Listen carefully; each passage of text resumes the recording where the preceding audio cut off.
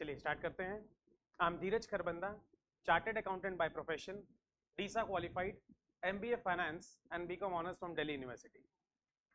तो आप लोगों को टेंशन लेने की जरूरत नहीं है। मैं आप लोगों के साथ इंडियन इकोनॉमिक्स शेयर करने वाला हूं और ये बहुत ही इंटरेस्टिंग सब्जेक्ट है। इस सब्जेक्ट में आप लोगों को बहुत ज्यादा प्रैक्टिकल नॉलेज मिलने वाली है। जैसा कि आप लोगों ने देखा है कि बजट हमारा 1 फेब को आया है। आपको पता होना चाहिए 2014 से पहले जो ये हमारा बजट था, जिसे हम फाइनेंस बिल बोला करते हैं। क्या किसी को पता है इसे हम फाइनेंस बिल बोलते हैं? बजट को हम फाइनेंस बिल बोलते हैं, जो कि लास्ट डे ऑफ फेब आया करता था। बट जब से ये एनडीए गवर्नमेंट आई है, बीजेपी गवर्नमेंट आई है, इन्होंने फर्स्ट ऑफ फेब को हमारा बजट फाइनेंस बिल आता है। और आपको पता होना चाहिए कोई भी बिल एक्ट कैसे बनता है। पता है ये बात हमें? कोई बिल एक्ट कैसे बनता है? Whenever a lawmaker makes the law, he first makes the draft for it. जब भी किसी लॉ मेकर को कोई लॉ बनाना है, वो सबसे पहले एक रफ स्ट्रक्चर बनाता है। रफ स्ट्रक्चर का मतलब क्या है? आप लोग भी अपने एग्जाम्स की तैयारी करते हैं, क्या स्ट्रेट फॉरवर्ड सीधा एग्जाम देने चले जाते हैं? सबसे पहले आप लोगों को लाइफ में प्लानिंग करनी है। Failing to plan is equal to planning to fail. ये मंत्र है, मैं आपको दे रहा हूं, आप चाहें तो लिख सकते हैं। Failing to plan is equal to planning to fail. अगर आप प्लान करने में फेल कर जाएंगे तो इस बात की प्लानिंग हो रखी है कि आप फेल होंगे। बात समझ में आ रही है मैं क्या बोलना चाह रहा हूं? तो सबसे पहले आपको अपनी लाइफ में प्लानिंग करनी है, और प्लानिंग करने के बाद आप उसे इंप्लीमेंट करेंगे। इंप्लीमेंटेशन जो है ना, वो सबसे ज्यादा जरूरी है। प्लानिंग सब कर लेते हैं, आपने कर ली, मैंने कर ली, गौरव ने कर ली, जो चाहता है वो प्लानिंग कर सकता है। प्लानिंग में जाता क्या है? थोड़ा सा टाइम लगता है, शेड्यूलिंग करनी है और चीजों को आपने लिख लेना है। बट उस प्लान को आपने इंप्लीमेंट भी करना है। आपने अपनी प्लानिंग कैसे करनी है? आपने अपने सिलेबस को देखना है, पीवाईक्यूज को देखना है, अपने बैकड्रॉप को देखना है, कहां आप लैग कर रहे हैं, वो सब चीजें देखनी है। और उसके बाद आप लोगों को चीजों को प्लान करना है।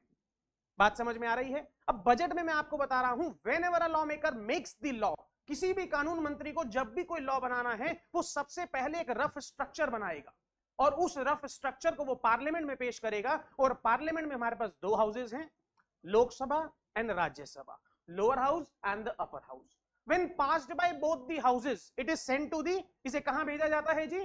प्रेसिडेंट ऑफ इंडिया के पास। और प्रेसिडेंट ऑफ इंडिया की जब सेंट आ जाती है, जब वो सिग्नेचर कर देते हैं, जब उसे वो अप्रूव कर देते हैं, फिर उसे हम ऑफिशियल गेजेट के थ्रू पब्लिक को इन्फॉर्म करते हैं। जिस ईयर में हम पब्लिक को इन्फॉर्म करते हैं, उस ईयर को हम उस एक्ट के साथ सफिक्स कर देते हैं, मतलब उसके साथ उसे जोड़ देते हैं। जैसे कि हमारा इनकम टैक्स एक्ट 1961 है, सेल्स ऑफ गुड्स एक्ट 1930 है, कंपनीज एक्ट पहले 1956 हुआ करता था, अब 2013 हो चुका है। बात समझ में आ रही है? नेगोशिएबल इंस्ट्रूमेंट एक्ट 1881 है। तो ये जो ईयर्स हैं, ये कौन से ईयर्स हैं? जिस ईयर में वो जो बिल था वो एक्ट बन गया, और सबसे बड़ी बात, प्रेसिडेंट की अप्रूवल बन गई, और उसे हमने ऑफिशियल गेजेट के थ्रू पब्लिक को इन्फॉर्म कर दिया। बात समझ में आ रही है? अब आप मुझे बताइए, क्या प्रेसिडेंट ऑफ इंडिया साइन करने से मना कर सकते हैं या नहीं कर सकते हैं? बताइए please. Can he refuse signing the bill? मैं इंग्लिश और हिंदी दोनों में बात करूंगा। Can he refuse signing the bill? He can refuse signing the bill only for once. Only for once का मतलब क्या है? एक बार मना कर सकते हैं, but on the second occasion he is bound to sign the bill. Second occasion पर उनके लिए मैंडेटरी है, कोई ऑप्शन नहीं है, उन्हें साइन करना पड़ेगा। बट जो ये फाइनेंस बिल है ना हमारा, जिसे आप बजट के नाम से जानते हैं, बजट को, फाइनेंस बिल को वो एक बारी भी मना नहीं कर सकते। He is bound to sign the bill on the very first occasion. पहली ही बारी में उन्हें इस बिल पर साइन करने हैं, and that to be within 75 days. बात समझ में आ रही है? तो ये बिल हमेशा एक्ट बनेगा ही बनेगा, इसमें कोई दो राय नहीं है। और आपको पता होना चाहिए फाइनेंस बिल के बारे में कि उसे सिर्फ और सिर्फ हमें लोअर हाउस में अप्रूव करना है, बाकी दोनों हाउसेस में उसकी अप्रूवल की रिक्वायरमेंट भी नहीं है। उसे सिर्फ हमने प्रेजेंट करना है दोनों हाउसेस में। और लोअर हाउस में मेजॉरिटी किसकी होती है? सेंट्रल गवर्नमेंट की होती है। फाइनेंस मिनिस्टर भी किसके होते हैं? सेंट्रल गवर्नमेंट के होते हैं। तो वो सब चीजें तो अप्रूव होनी ही है। तो मुझे बताइए, बजट कौन पेश करता है? किसी ने सुना है फर्स्ट फेब का बजट? फाइनेंस मिनिस्टर कौन है हमारी प्रेजेंट? निर्मला सीतारमन ने रिकॉर्ड बनाया है। क्या रिकॉर्ड बनाया है पता है किसी को? 8 टाइम्स उन्होंने बजट पेश किया है। बात समझ में आ रही है? क्लियर है इतनी सी बात? तो यहां पर जो मैं आपको समझाना चाह रहा हूं कि बिल क्या होता है, एक्ट क्या होता है। देखो बजट तो लेमैन बोलता है, आम चलता हुआ आदमी भी जिसे कुछ नॉलेज नहीं है वो भी बजट बोल देता है। आप लोग बोलेंगे फाइनेंस बिल, क्या बोलेंगे जी? और इसे जब पास कर देते हैं तो ये क्या बन जाता है? Finance act. बात समझ में आ रही है? तो बजट में इस साल ऐसा क्या हुआ, हमारी गवर्नमेंट ने कौन सा रवैया दिखाया है इस बार बजट में, कोई मुझे बता सकता है? गवर्नमेंट किस नतीजे पर पहुंची है इस बजट के थ्रू, और गवर्नमेंट क्या करना चाह रही है, कोई बताएगा मुझे? गवर्नमेंट हमारी बेसिकली क्या चाह रही है? गवर्नमेंट चाह रही है कि हमारी कंट्री में मनी इनफ्लो बढ़े, लोग ज्यादा स्पेंडिंग करें, मिडिल क्लास पर बहुत ज्यादा फोकस किया है हमारी गवर्नमेंट ने।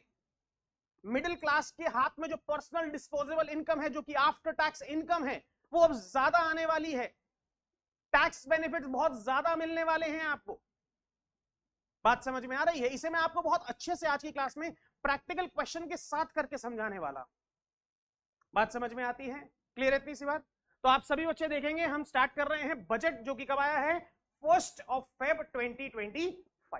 बजट में होता क्या है बताइए? बजट क्यों आता है और इसमें क्या रखा जाता है, बताइए प्लीज।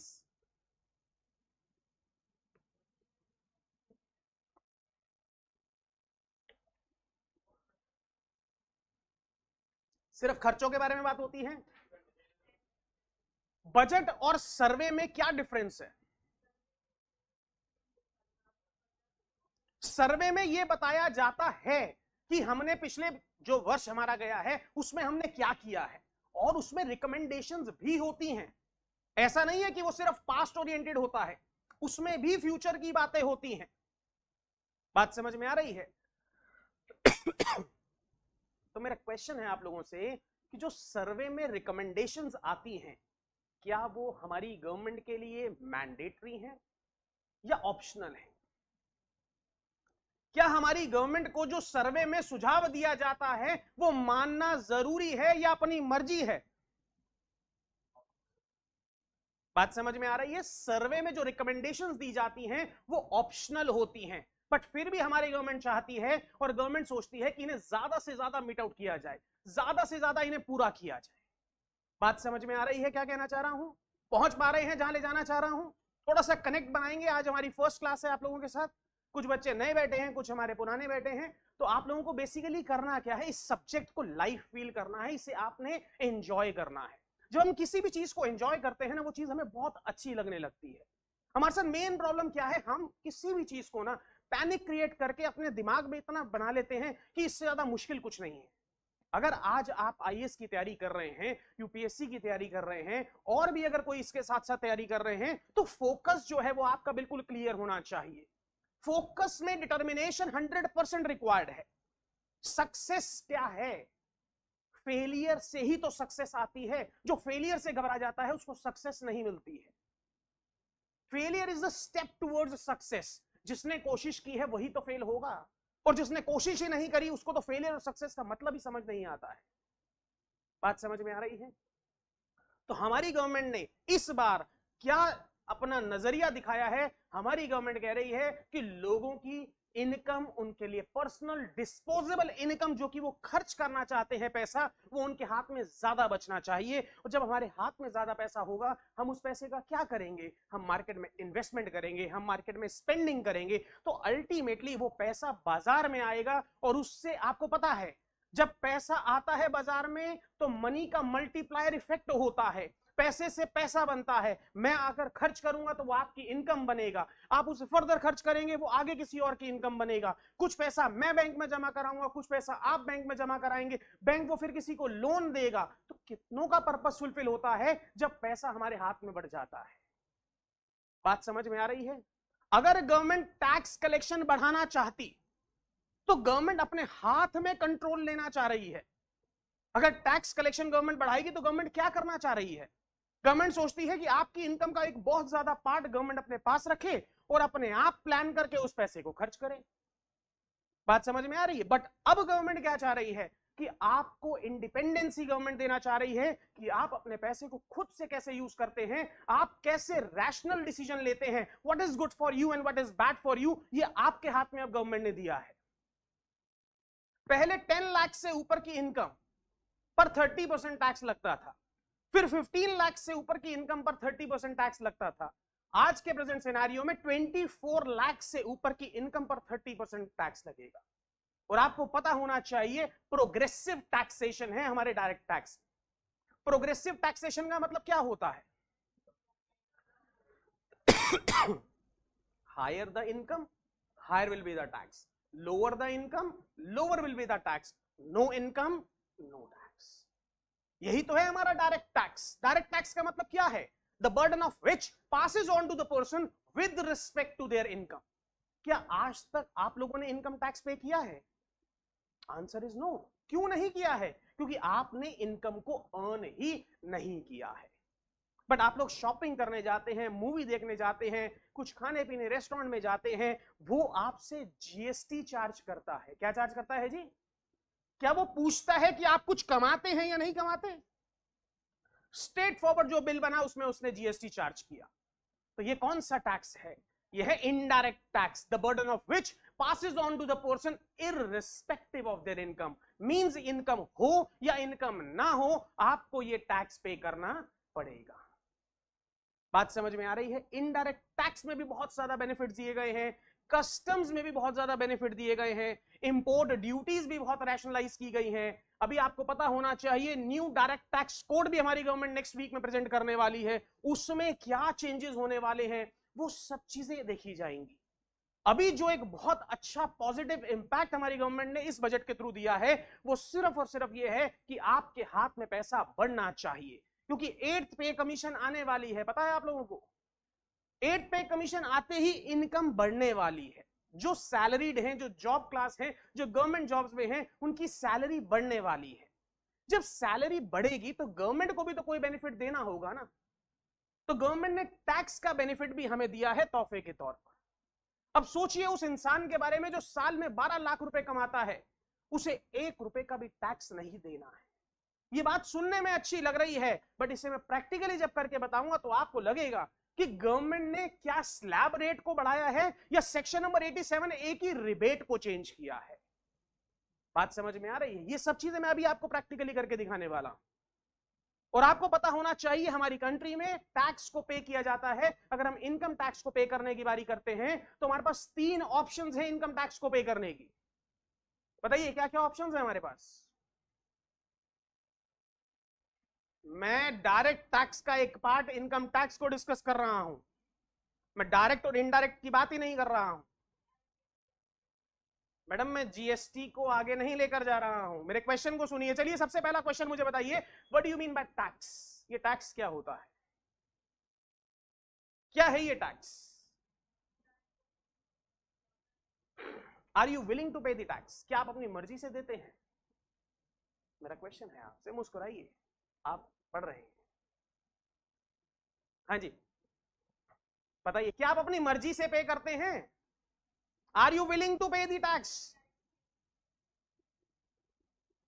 नहीं मैं वो नहीं, मेरा क्वेश्चन बिल्कुल सिंपल है, क्या आप खुशी से टैक्स दे रहे हैं? तो टैक्स क्या हो गया? Tax is a compulsory extortion of money under force of an act और लॉ। किसी भी कानून के अंतर्गत जब गवर्नमेंट हमसे कुछ जबरदस्ती चार्ज करती है उसे हम किस नाम से जानते हैं जी? टैक्स। एक्ट दिखाया, इंसिडेंस बताया और हमसे वो पैसा ले लिया। एक्ट बताया इनकम टैक्स एक्ट 1961, इंसिडेंस बताया इनकम को कमाना। पैसा कमाओगे हम आपको छोड़ेंगे नहीं, जहां होगे वहां से आपको पकड़ के ले जाए। और बहुत सारे चेंजेस हैं इस बजट में, मैं आपको बताऊंगा। अपडेटेड रिटर्न, आधों को तो यही नहीं पता रिटर्न क्या होती है, फिर पता चलेगा अपडेटेड रिटर्न क्या होती है। बहुत सारी चीजें हम क्लियर करेंगे। देखो जो फैक्ट की चीजें हैं वो तो कोई भी पढ़ के करा सकता है, कहीं भी आप पढ़ के कर सकते हैं। यहां पर थोड़ा सा प्रैक्टिकल इंप्लीकेशन की तरफ हम चलेंगे ताकि आपको चीजें अच्छी लगने लगे, समझ में आने लगे। लिमिट्स कितनी बड़ी हैं वो सबको याद हो जाएंगी, आज नहीं तो कल 2 बार याद करोगे, रट्टा लग जाएगा, सब चीजें मगअप कर लोगे। बट उन्हें कैसे अप्लाई करना है वो सब चीजें हम सीखने वाले हैं। बात समझ में आ रही है? टैक्स कंपल्सरी एक्सटॉर्शन है, टैक्स दो टाइप्स का है, एक है डायरेक्ट और एक क्या है जी, इनडायरेक्ट। डायरेक्ट टैक्स कौन सा है? The burden of which passes on to the person with respect to their income. और इनडायरेक्ट टैक्स क्या है? The burden of which passes on to the person irrespective of their income. मतलब कि income हो या इनकम ना हो, आपको ये टैक्स पे करना पड़ेगा। एग्जाम्पल की अगर हम बात करें तो डायरेक्ट टैक्स का एग्जाम्पल क्या है? Income tax. इनडायरेक्ट टैक्स का एग्जाम्पल क्या है जी? GST, custom duty. कस्टम सुना है, नाम सुना है कस्टम का? इंपोर्ट एक्सपोर्ट सब चीजें बताएंगे। अभी आज देखेंगे आप एक्सपोर्ट को कितना हमारी गवर्नमेंट चाह रही है प्रमोट करना। क्यों एक्सपोर्ट प्रमोशन की तरफ जाती है हमारी government? Import restriction and export promotion, क्या होता है इन सब चीजों से? मैं बोलूं आज के आज आपका बजट कंप्लीट हो जाएगा, मैं धोखे में नहीं रखने वाला हूं। मुझे जो समझाना है उसे तरीके से समझाना है। आपने कल जाकर पेपर में प्रेजेंट नहीं करना है इस बजट को। आपके पास अभी समय है, टाइम है, चीजों को समझने का मौका आपको दिया जाएगा। आप सोचे एक ही क्लास में सब चीजें समझ में आ जाएंगी या सारी चीजें लर्न हो जाएंगी, ऐसा अपने साथ आप ना करें और ना होने दें। जल्दी का काम हमेशा शैतान का होता है और वो आपने नहीं करना है। और किसी को लगे कि मुझे चीजें समझ में आने लगी हैं तो वो एक बार दोबारा से सोचे और अपने आप को और रिवीजन की तरफ आगे लेकर चले। बात समझ में आ रही है? अब यहां पर समझते हैं जो डायरेक्ट और इनडायरेक्ट का मतलब समझ में आ गया। इनकम टैक्स में क्या चेंजेस हमारी गवर्नमेंट ने करे हैं, आइए जरा इस बजट की ओर चलते हैं। देखिए जर्नी क्या है, हमारी गवर्नमेंट ने कैसे बताया है इस बजट के बारे में, आप सब देख सकते हैं। कौन कौन से डेवलपमेंट के इंजन्स बताए हैं? हमें एग्रीकल्चर सेक्टर पर फोकस करना है, हमें एमएसएमई सेक्टर पर प्रमोशन करना है, हमें इन्वेस्टमेंट बढ़ानी है, हमने एक्सपोर्ट को बढ़ाना है। आप मानेंगे एमएसएमई जो सेक्टर है, माइक्रो स्मॉल मीडियम एंटरप्राइजेस, हमारी गवर्नमेंट चाह रही है सभी इसमें आ जाएं। अभी आप देखेंगे, मैं आपको चार्ट दिखाऊंगा कि क्या क्या चेंजेस करें हमारी गवर्नमेंट ने। इन्वेस्टमेंट को 2.5 टाइम्स किया है और टर्नओवर को 2 टाइम्स किया है, ताकि सब इस सेक्टर में कवर हो जाएं और सबको इस एमएसएमई का बेनिफिट मिल जाए। क्योंकि अगर आप एमएसएमई का सर्टिफिकेट ले लेते हैं, एमएसएमई में रजिस्ट्रेशन करा लेते हैं, तो गवर्नमेंट आपको एन नंबर ऑफ बेनिफिट्स देती है। और ये कैसे होती है? उसके लिए आपके पास उद्यम सर्टिफिकेट होना चाहिए, जीएसटी होना चाहिए, आधार कार्ड, पैन कार्ड, फोटो होनी चाहिए, एड्रेस प्रूफ होना चाहिए। इजीली आप रजिस्ट्रेशन करा सकते हैं। और अगर आपको एक बार एमएसएमई का बेनिफिट मिल जाता है तो आपको लोन इजीली मिलता है, फंडिंग इजीली मिलती है। और आपको पता होना चाहिए हमारे जीएसटी लॉ में, हमारे इनकम टैक्स लॉ में गवर्नमेंट ने ऐसे ऐसे प्रोविजन बना रखे हैं कि अगर आप किसी एमएसएमई के बंदे से सामान खरीद रहे हैं और उसे आप 45 डेज के अंदर पेमेंट नहीं कर रहे हैं तो एक्शन मेरे अगेंस्ट लिया जाएगा। तो गवर्नमेंट किसको प्रोटेक्ट करना चाह रही है? एमएसएमई सेक्टर को प्रोटेक्ट करना चाह रही है। और एमएसएमई सेक्टर में बहुत सारे लोगों को हमारी गवर्नमेंट लेकर आ रही है कि आप भी, मैं भी, ये भी, छोटा व्यापारी, मीडियम तक जाते जाते आप देखेंगे हमारी गवर्नमेंट ने तो बहुत सारे लोगों को कवर कर लिया है। तो इसका मतलब हमारी गवर्नमेंट क्या चाह रही है कि हमारी कंट्री में प्रोडक्शन बढ़े, हमारी कंट्री में सर्विस प्रोडक्शन, सर्विस प्रोवाइडर्स बढ़े, हम ट्रेडिंग ज्यादा अच्छे से करें, बिजनेस सेक्टर को प्रमोट करना चाह रही है हमारी गवर्नमेंट। क्योंकि आपको पता होना चाहिए कि सेल्फ अगर आप जॉब करना चाहते हैं तो इतनी अपॉर्चुनिटीज नहीं है, क्योंकि हमारी कंट्री में पॉपुलेशन बहुत ज्यादा है। सबको रोजगार देना सिर्फ गवर्नमेंट का काम नहीं है और ना गवर्नमेंट ये कर सकती है। इसीलिए प्राइवेट प्लेयर्स मार्केट में आते हैं, रोल प्ले करते हैं। बहुत बड़ी बड़ी कंपनीज हैं, आपने नाम सुना है, टाटा है, रिलायंस है, अडानी है, बहुत सारे बड़े बड़े प्लेयर्स हैं। चाहे वो सर्विस प्रोवाइडर्स हो, चाहे वो मैन्युफैक्चरर्स हो, चाहे वो ट्रेडर्स हो, या किसी भी लाइन के वो प्लेयर हो, वो एक रोल प्ले करते हैं कंट्री में एम्प्लॉयमेंट को प्रोवाइड करने का। बात समझ में आ रही है? तो हमारी गवर्नमेंट ने इस पर्टिकुलर बजट के थ्रू आप देखेंगे सबसे पहला वर्ड इन्होंने क्या लिखा है यहां पर, जो मैं बहुत इंपॉर्टेंट मान रहा हूं, इंक्लूसिविटी। क्या पढ़ेंगे आप इसे? इंक्लूसिव ग्रोथ का मतलब क्या होता है? इंक्लूसिव डेवलपमेंट का मतलब यह होता है सबको साथ लेकर चलना है। सबका साथ सबका विकास, ये हमारी गवर्नमेंट का मोटिव भी है ना। वो ये नहीं चाहते कि सिर्फ एग्रीकल्चर सेक्टर बढ़े, वो ये नहीं चाहते कि सेकेंडरी सेक्टर बढ़े या सर्विस सेक्टर बढ़े, वो चाहते हैं सबका एक साथ विकास होना चाहिए, सारे सेक्टर एक साथ ग्रो करें। एग्रीकल्चर सेक्टर के लिए भी इन्होंने बहुत सारे रिफॉर्म्स लेकर आए हैं।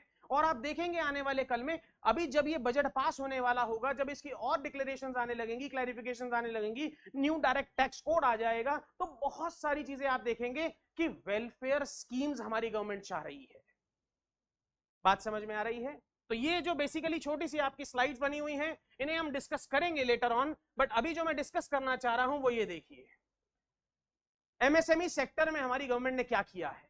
यहां पर देखते हैं प्लीज, इन्वेस्टमेंट और टर्नओवर, दो क्राइटेरियाज हैं। कौन कौन से क्राइटेरियाज है जी? इन्वेस्टमेंट और टर्नओवर का मतलब क्या होता है?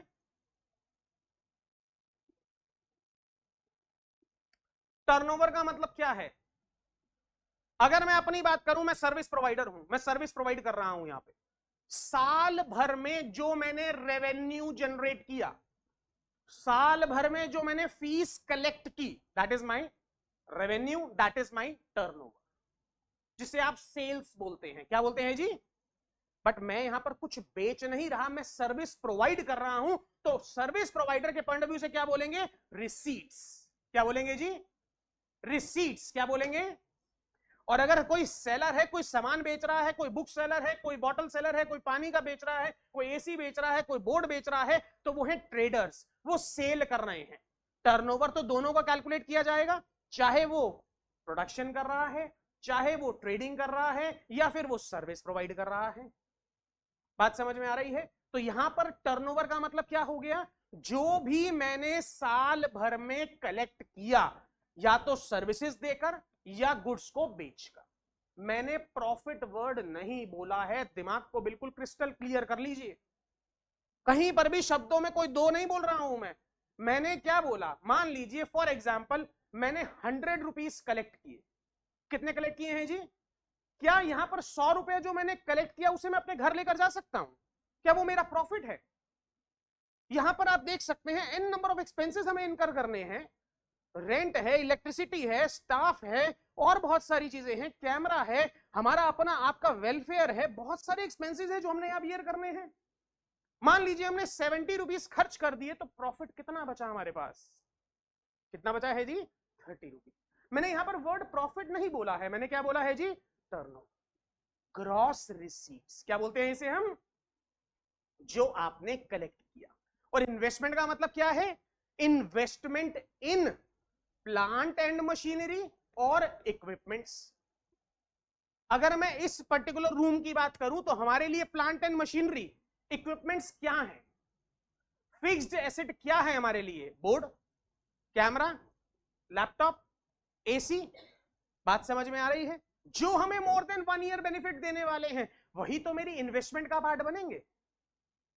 बात समझ में आ रही है? क्लियर है इतनी सी बात? अब समझिए जरा, करंट और रिवाइज्ड। रिवाइज्ड का मतलब क्या है? ये जो बजट आया है 1 फेब का, ये किसके लिए एप्लीकेबल हो रहा है? आने वाले क्या? ये कह रहा है पीछे, वो कह रहा है आने वाले। नालायक को सोच लो क्या कह रहे हो। जो बजट आया है 1 फेब 2025 को, ये कौन से ईयर के लिए आया है? हाँ जी, जो कि 1 अप्रैल 2025 को हमारा फाइनेंशियल ईयर स्टार्ट होगा, और एंड कहां पर होगा जी? 31 मार्च 2026। बजट में 2 सालों के बारे में बात किया जाता है। 2 साल मतलब वो वाले 2 साल नहीं, एक और दो वाले 2 सालों का मतलब 2 टर्म्स को यूज किया जाता है। एक होता है प्रीवियस ईयर और एक होता है असेसमेंट ईयर। क्या क्या होता है जी? एक होता है प्रीवियस ईयर और एक होता है असेसमेंट ईयर। लिखिए जरा प्लीज, एक पैराग्राफ लिखिए please. In India, in India लिखिए please, every person has to pay tax on the total income earned by him, earned by him, जो उसने कमाई है। अभी हिंदी में भी बोलूंगा, घबराइए मत। In India, every person has to pay tax on the total income earned by him during the previous year, during the previous year,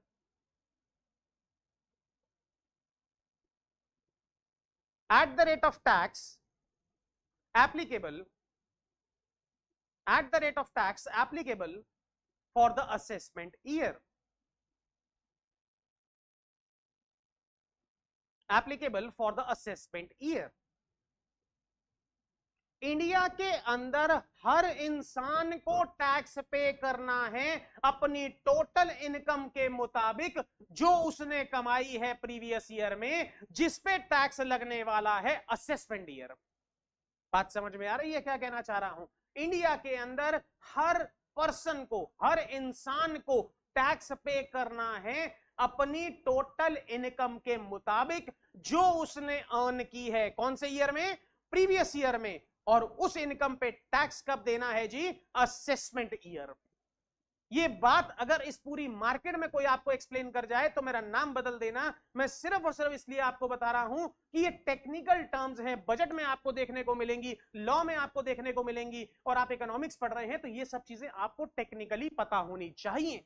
आप जिस पोस्ट पर जाने वाले हैं उस पोस्ट पर जाकर आपके पास कोई सेकंड ऑप्शन नहीं होगी। अगर कोई आपसे पूछ लेता है तो आपके पास स्ट्रेट फॉरवर्ड आंसर होना चाहिए। ये नहीं कि आप कहेंगे नहीं मैं पूछ के बताता हूं, मैं पढ़ के बताता हूं। कुछ चीजें बेसिक्स होती हैं। देखो, पता है तो इससे आसान नहीं है, और नहीं पता तो इससे मुश्किल कुछ नहीं है। कोई भी चीज आसान और मुश्किल की डेफिनेशन आप खुद बनाते हैं। जिसके बारे में आप नॉलेज ले लेते हैं वो आसान बन जाती है, और जिसके बारे में नहीं लेते हैं वो मुश्किल बन जाती है। ऐसा थोड़ी ना कि मुश्किल चीज रॉकेट है जिसे हम उड़ा ही नहीं सकते। बात समझ में आ रही है? मुश्किल चीज वही है जिसे हमने पढ़ा नहीं है, जिसे हमने समझा नहीं है। और पढ़ने और समझने से तो हर चीज आसान हो जाती है, बट हमारी विलिंगनेस मैटर करती है कि हम चाहते हैं या नहीं चाहते। बात समझ में आ रही है? अब यहां पर दो टर्म्स आ रही हैं, एक है प्रीवियस ईयर और एक है असेसमेंट ईयर। लिखिए जरा, दोनों को डिफाइन करिए। इंडिया के अंदर हर इंसान को टैक्स पे करना है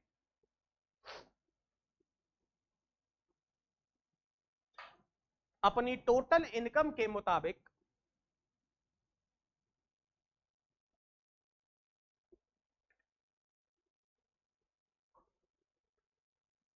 जो उसने अर्न की है अपने प्रीवियस ईयर में, और जिस पर टैक्स पे करना है असेसमेंट ईयर में।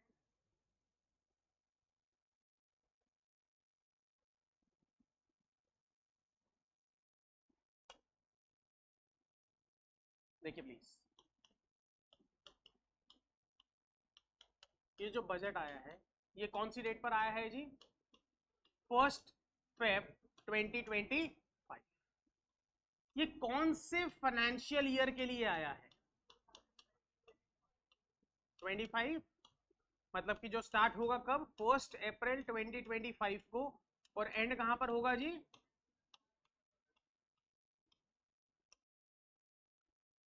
ये जो फाइनेंशियल ईयर वर्ड है ना, यहां पर लॉ में लिखा है एक होता है प्रीवियस ईयर और एक होता है असेसमेंट ईयर।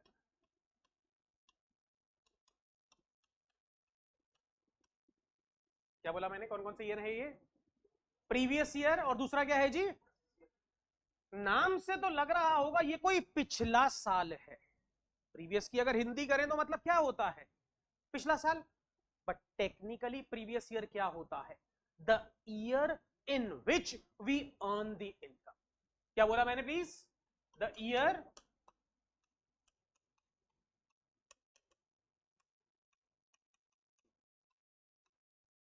जिस साल में हम पैसा कमाते हैं उसे हम किस नाम से जानते हैं जी? और जो हमने इस साल में कमाया है इस पे टैक्स हम कौन से ईयर में पे करेंगे जी? दिमाग में बिठा लीजिए इस बात को। जिस साल में हम पैसा कमाते हैं उसे हम क्या बोलते हैं जी? Previous year. और जिस साल में इस कमाए हुए पैसे पे हम टैक्स पे करते हैं उसे हम क्या बोलते हैं जी? Assessment year. The year in विच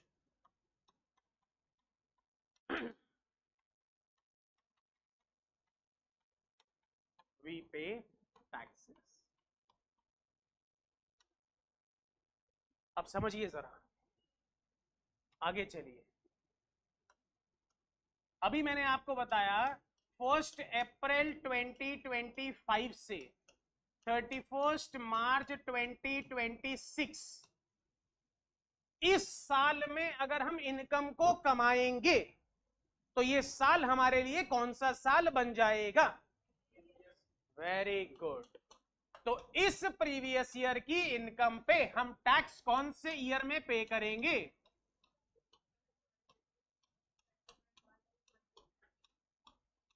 तो इसे हम क्या बोलेंगे? तो समझदार बच्चों मुझे आंसर कीजिए। प्रीवियस ईयर जो आने वाला है वो कौन सा है? 25। इस साल में जो टैक्स पे करेंगे वो कौन से ईयर में करेंगे? और इन दोनों सालों का बजट कब आ चुका है? समझ में आया मैं क्या कहना चाहता हूं? 1 फरवरी 2025 को जो बजट आया है वो कौन से प्रीवियस ईयर के लिए आया है? 25-26 के लिए आया है। और उस कमाए हुए पैसे पे जो हमने टैक्स पे करना है वो कौन से ईयर में करना है? 26-27। आप पढ़ेंगे ना जब memorandum explaining the finance bill, आपको 26-27 भी लिखा मिलेगा। जो समझदार होगा उसको समझ में आ जाएगा कि ये क्या कहना चाह रहा है। मुझे बताइए जरा, आप इंटेलिजेंट है, मुझे एक आंसर चाहिए। क्या 26-27 की कोई रेलिवेंस है या नहीं है?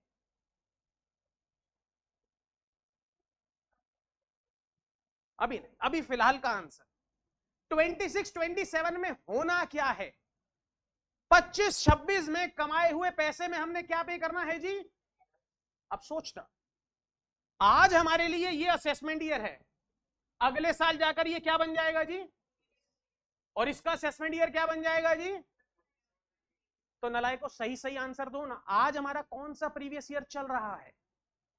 अरे जो चल रहा है अभी एट प्रेजेंट हमारा, आज हमारी डेट क्या है? 3 फेब 2025 आज हमारी डेट है। तो मुझे बताइए कौन सा प्रीवियस ईयर चल रहा है? प्रीवियस ईयर कौन सा चल रहा है जी एट प्रेजेंट अगर हम बात करें तो?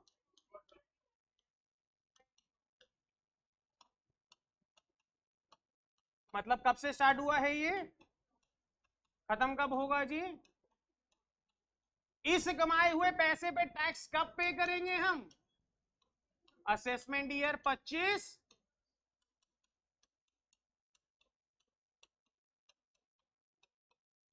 और ये असेसमेंट ईयर अगर मैं बात करूं इस बजट के पॉइंट ऑफ व्यू से क्या बन चुका है जी? Previous year. आज अगर कोई असेसमेंट है तो अगले साल प्रीवियस बन जाएगा। बात समझ में आ रही है? आज अगर कोई असेसमेंट है तो अगले साल प्रीवियस बन जाएगा। जो आज प्रीवियस ईयर है वो किसी का असेसमेंट रहा होगा। बात समझ में आ रही है? क्लियर है इतनी सी बात? तो आपको कुछ साल देखने को मिलेंगे, कुछ ईयर्स देखने को मिलेंगे। तो वो चीजें मैं आपको क्लियर कर रहा हूं यहां पर कि हमें पता होना चाहिए कि हमारा प्रीवियस ईयर कौन सा है, हमारा असेसमेंट ईयर कौन सा है। सोचिए अभी तो हमारा प्रीवियस ईयर कंप्लीट भी नहीं हुआ है, हमारा प्रीवियस ईयर कंप्लीट भी नहीं हुआ है, बजट पहले आ चुका है और आना ही पड़ेगा। ये थोड़ी ना है कि 31 मार्च के दिन बजट को पेश किया जाएगा। जितना टाइम गवर्नमेंट को मिलेगा, जितना टाइम लोगों को मिलेगा, तभी तो चीजों को समझ पाएंगे, अप्लाई कर पाएंगे। बात समझ में आ रही है? क्लियर है इतनी सी बात? इंडिया के अंदर हर पर्सन को टैक्स पे करना है अपनी टोटल इनकम के मुताबिक जो उसने अर्न की है। कौन से ईयर में? प्रीवियस ईयर में। और जिसमें वो टैक्स कब पे करेगा जी? असेसमेंट। बात समझ में आ रही है? चलिए जी, हम चल रहे थे, यहां पर देखिए प्लीज, इस स्लाइड से हमने स्टार्ट किया था। इन्वेस्टमेंट किस चीज में करनी है बताइए मुझे please? Investment in plant and machinery और इक्विपमेंट्स। टर्नओवर का मतलब क्या है यहां पर हमारा? जो हमने सर्विसेज प्रोवाइड करके या गुड्स को बेच करके कलेक्ट किया है, हमारी सेल्स का रेवेन्यू, हमारी ग्रॉस रिसीट्स। बात समझ में आ रही है? तो मुझे बताइए प्लीज यहां पर क्या लिखा है? इन करोड़। कोई बच्चा मुझे इसे एक्सप्लेन करके दिखाए, करंट का मतलब क्या है और रिवाइज्ड का मतलब क्या है? करंट का मतलब क्या है जी? हाँ जी, इधर देखिए प्लीज। करंट सिचुएशन का मतलब क्या है? ये कौन से ईयर की बात कर रहा है? नालायकों, करंट कौन सा चल रहा है? और रिवाइज का मतलब ये किसके बारे में बात कर रहा है? बजट का जो इंपैक्ट पड़ा है वो करंट सिचुएशन पे है या रिवाइज पर है? ऑब्वियस सी बात है, करंट जो चल रहा है वो चल रहा है, और चल हमारा कौन सा प्रीवियस ईयर रहा है, और आने वाला कल कौन सा है हमारा? आपको बताइए एमएसएमई की लास्ट इंक्रीमेंट जो हुई है ये कब हुई थी? हम पढ़ते हैं 2020 में, कोविड के बाद जून के मंथ में। बात समझ में आ रही है? जून के मंथ में ही तो कोविड पीरियड ओवर हुआ था। अगर हम फर्स्ट कोविड की बात करें तो अप्रैल में जून अराउंड बंद रहा था पूरा हमारा भारत। याद है सबको या भूल गए? छोटे छोटे बच्चे थे उस समय, 4 साल पहले, 5 साल पहले की बात हो गई है। कुछ बच्चे स्कूल्स में भी रहे होंगे। कौन कौन था? सब याद है यार। जब एक दिन के लिए बंद किया था, सोचा था उसी दिन उड़ जाएगा सब कुछ जो आया है धरती पे। लगा था ना एक दिन के लिए पूरा भारत बंद कर देंगे तो सब ठीक हो जाएगा। बात समझ में आ रही है क्या कहना चाह रहा हूं? देखिए प्लीज, आज के प्रेजेंट सिनेरियो में माइक्रो, स्मॉल और मीडियम, सबसे छोटा कौन है? माइक्रो। फिर कौन आता है? फिर कौन आ रहा है जी? अब मुझे बताना प्लीज, इन्वेस्टमेंट अगर 1 करोड़ तक की करते हैं, कितनी करते हैं जी? और टर्नओवर कितना है उसका, तो वो कौन सी कैटेगरी में आएगा जी? बात समझ में आ रही है? अगर हम अपने कोचिंग सेंटर की बात करें तो हम कहां हैं जी? बात समझ में आ रही है? इससे भी कुछ छोटा होता तो वहां चले जाते। बात समझ में आ रही है? क्लियर है इतनी सी बात? क्योंकि स्टार्टिंग स्टेजेस में ऐसा ही होता है, कोई सीधा ही हाथी नहीं बन जाता है, धीरे धीरे स्टेप्स रखने पड़ते हैं। बात समझ में आ रही है? चलिए, अब मैंने आपको बताया था 2.5 टाइम्स और 2 टाइम्स। 2.5 टाइम्स किसमें कर दिया इन्होंने? रिवाइज्ड में, इन्वेस्टमेंट में। और टर्नओवर कितना कर दिया है जी? 2 टाइम्स, डबल। अब के प्रेजेंट सिनेरियो में जो भी 2.5 करोड़ तक की इन्वेस्टमेंट करेगा वो कौन सी कैटेगरी में आएगा जी? और जिसका टर्नओवर कितना रहेगा जी? 10 करोड़ तक वालों को इन्होंने कौन सी कैटेगरी में ले लिया है जी? माइक्रो। बात समझ में आ रही है? स्मॉल की बात करते हैं। प्रेजेंट सिनेरियो में अगर हम आज की डेट में बात करें तो 10 करोड़ तक का क्या है जी? इन्वेस्टमेंट। और टर्नओवर कितना है जी? आने वाले कल में 10 करोड़ को कितना कर दिया है जी? 2.5 टाइम्स हो रहा है, ये देख रहे हैं, और ये डबल हो रहा है। देख पा रहे हैं इन चीजों को? क्लियर है? आगे चलिए, मीडियम एंटरप्राइज की बात करें तो आज के प्रेजेंट सिनेरियो में इन्वेस्टमेंट कहां तक की है जी? टर्नओवर कहां तक है जी? और अगर रिवाइज की बात करें तो 500 करोड़ तक का अगर आप व्यापार कर रहे हैं तो आप कौन सी कैटेगरी में फॉल करेंगे जी? सब्जेक्ट टू इन्वेस्टमेंट कितनी होनी चाहिए मैक्सिमम? क्लियर है इतनी सी बात? दिमाग में पिक्चर बैठ चुकी है? लर्न भी साथ साथ करते चलेंगे, घर जाकर चीजों को रिवाइज भी आप लोगों ने करना है। चीजें समझने में आसान लगती हैं, रिकॉल करनी भी आसान लगती है, बट लेटर ऑन स्टेजेस पर हम भूलने लगते हैं। ये हर इंसान के साथ है कि वो भूलता है, क्योंकि बहुत सारी चीजें हम समझते हैं, बट अगर आप उसे अपनी सेकेंडरी मेमोरी में लेकर जाएंगे, मैं पहले भी एक बार बता चुका हूं, हमारी प्राइमरी मेमोरी में चीजें बहुत फास्ट जाती हैं, समझ में बहुत अच्छे से और बहुत फास्ट तरीके से हो रहा है, आपको आ भी रहा है समझ में, बट ये आपके ऊपर डिपेंड करेगा कि आप इसे परमानेंटली स्टोर करना चाहते हैं या घर जाने तक उड़ा देना चाहते हैं। 2-4 दिन तक तो सब चीजें याद रहती हैं क्योंकि वो हमारी प्राइमरी मेमोरी में है, और एक बार जब हमने उसे सेकेंडरी मेमोरी में ले जाते हैं तो वो चीजें परमानेंटली स्टोर हो जाती हैं। अपने फैमिली मेंबर्स के नाम कभी आज तक भूले हैं क्या? एबीसी कभी आज तक भूले हैं क्या? क्योंकि वो इतनी बार चीजें रिकॉल हो चुकी हैं कि उन्हें अब दोबारा से याद करने की जरूरत नहीं है। मोबाइल नंबर उस टाइम पे याद रहते थे जब तक लैंडलाइन का जमाना था, जब हम नंबर को डायल किया करते थे। आज की डेट में 4 मोबाइल नंबर से ऊपर किसी को नंबर याद ही नहीं होते हैं। क्यों? क्योंकि हम चीजों को सेकेंडरी मेमोरी में लेकर ही नहीं जा रहे।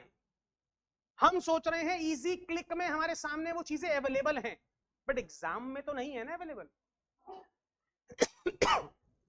एग्जाम में तो वही चीजें आप लिख सकते हैं, समझ सकते हैं, प्रेजेंट कर सकते हैं जो कि आपकी मेमोरी में परमानेंटली सेव हो चुकी है।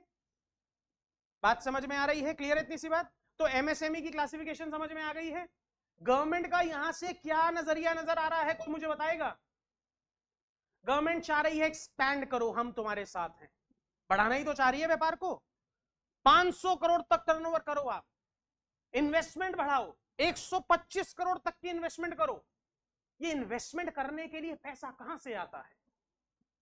मैं और आगे चलता हूं थोड़ा सा, मुझे बताइए किसी भी बिजनेस के पॉइंट ऑफ व्यू से पैसा कहां से आता है? आज अगर आपको मैं कहता हूं कि 1 करोड़ रुपए यहां इन्वेस्ट कर दीजिए 10 दिन में या 1 साल में, यह पैसा 2 करोड़ हो जाएगा, तो मुझे बताइए आपके दिमाग में सबसे पहला क्वेश्चन क्या आएगा कि 1 करोड़ कहां से लाएं, पैसा कहां से लाएं? तो क्या ऑप्शन है हमारे पास पैसा लाने की, कोई मुझे बता सकता है?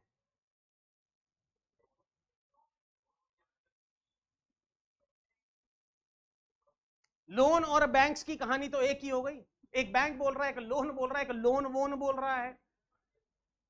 फंडिंग भी ठीक बात है, फंडिंग भी दो तरीके से आती है, एक अपना पैसा और एक बाजार का पैसा। एक जिसे हम इक्विटी बोलते हैं और एक जिसे हम डेट बोलते हैं, उधार बोलते हैं। क्या बोलते हैं जी? डेट। डेट का मतलब क्या है? उधार। और इक्विटी का मतलब क्या है? मालिकाना हक। आप सोचिए किसी कंपनी में उधार धारक बनना चाहेंगे या मालिक बनना चाहेंगे? मालिक बनोगे तो नफा और नुकसान, प्रॉफिट और लॉस दोनों देखने होंगे। मालिक तो बनना चाहते हैं, बट मालिक के पीछे की पेशेंस, प्रॉफिट और लॉस को भी आपको देखना होगा। अगर आपको सेफ पैसा चाहिए, फिक्स्ड रिटर्न चाहिए, तो उधार दे दीजिए किसी को, ब्याज मिलता रहेगा, इंटरेस्ट आता रहेगा, घर चलता रहेगा। बट नहीं, एक का दो, दो का चार करना है। बात समझ में आ रही है? कैपिटलाइजेशन करनी है, उस केस में रिस्क भी लेना पड़ेगा। मालिक को जो बचेगा वही तो घर लेकर जाएगा। पहले दिन थोड़ी ना माल बेचा, जो आया चल घर ले चले। अरे जिससे सामान लिया है उसे पैसा दो, दुनिया भर के खर्चे कर रहे हो वो निपटाओ। उधार का पैसा है तो बैंक को उधार दो, बैंक को अपनी ईएमआई पे करो, उसके बाद जो बचेगा वही तो घर जाएगा। बात समझ में आ रही है? तो सोचिए, जब गवर्नमेंट बात करती है कि हमें इन्वेस्टमेंट बढ़ानी है, हमें टर्नओवर बढ़ाना है, तो इन्वेस्टमेंट के पीछे गवर्नमेंट का जो एक वर्ड है, ये इन्वेस्टमेंट, इसके पीछे पूरा बजट लग गया होगा गवर्नमेंट को सोचने में। अगर इन्वेस्टमेंट बढ़ानी है तो लोगों के हाथ में पैसा देना होगा। और लोग लोग कौन? सिर्फ 10 लोग नहीं, सबके हाथ में। आज अगर आपके हाथ में पैसा होगा, आप भी तो दो पैसे कहीं इन्वेस्ट करोगे ना, चाहे शेयर मार्केट में करोगे, कहीं पर भी जहां आपको सेफ लगेगा। किसी को प्रॉपर्टी में इन्वेस्टमेंट करनी है, किसी को गोल्ड में इन्वेस्टमेंट करनी है, किसी को शेयर मार्केट में इन्वेस्टमेंट करनी है। बात समझ में आ रही है? कहीं ना कहीं जब आप इन्वेस्टमेंट करेंगे तो इन्वेस्टमेंट मार्केट में जाएगी और मार्केट में लोगों का काम चलेगा। इसीलिए इन लिमिट्स को बढ़ाया जा रहा है। इतना जबरदस्त इंप्रूवमेंट आप देखिए, 2.5 गुना इन्वेस्टमेंट और 2 गुना टर्नओवर। बात समझ में आ रही है? तो एमएसएमई की क्राइटेरिया को हमारी गवर्नमेंट बढ़ा रही है ताकि सब अपने बिजनेस को बहुत इजीली कर पाए। पैसा होगा आप बिजनेस कर पाएंगे, पैसा नहीं होगा बिजनेस नहीं कर पाएंगे। और गवर्नमेंट से भी आपको रिलैक्सेशन चाहिए, और एमएसएमई में आपको बहुत सारे बेनिफिट्स मिलते हैं, कंप्लायंसेस में आपको रिलैक्सेशन मिलती है, गवर्नमेंट का आपको सपोर्ट मिलता है। बात समझ में आ रही है? क्लियर है इतनी सी बात? देखिए जरा, यूनियन बजट 25-26, गवर्नमेंट ने देखिए कितना बढ़िया तरीके से ये लिखा है। क्या लिखा है जी? Zero income tax till 12 lakh income under new tax regime. ये क्या लिख दिया, न्यू टैक्स रेजीम? इसका मतलब कुछ ओल्ड भी रहा होगा, या ओल्ड भी है, या ओल्ड था और अब खत्म हो गया। ऐसा नहीं है, ओल्ड था, है और अभी रहेगा। पूर्वज हैं हमारे, ऐसे इतनी जल्दी नहीं जाएंगे। बात समझ में आ रही है? तो यहां समझते हैं। सबसे पहली बात, हमारे पास दो रिजीम्स हैं। अगर हम रिजीम की बात करें, एक है ओल्ड और एक क्या है जी? ये भी आज की डेट में एक्टिव है, ये भी एक्टिव है, बिफोर बजट भी और आफ्टर बजट। बात समझ में आ रही है? अभी प्रेजेंट सिनेरियो को समझते हैं, फिर बजट के सिनेरियो को समझेंगे, क्योंकि दो चीजें जब तक कंपेरेबल नहीं होंगी ना, समझ में नहीं आएगा कि चेंज क्या आया है। बात समझ में आ रही है? सबसे पहले मुझे बताइए अभी हमारा कौन सा ईयर चल रहा है? हाँ जी, लो जी, आइए, ओल्ड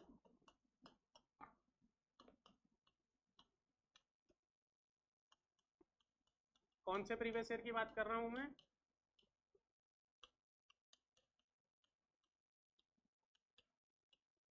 मुझे बताइए, अगर मैं आज के बाद बोलूं असेसमेंट ईयर 25-26, तो दिमाग में क्या आएगा?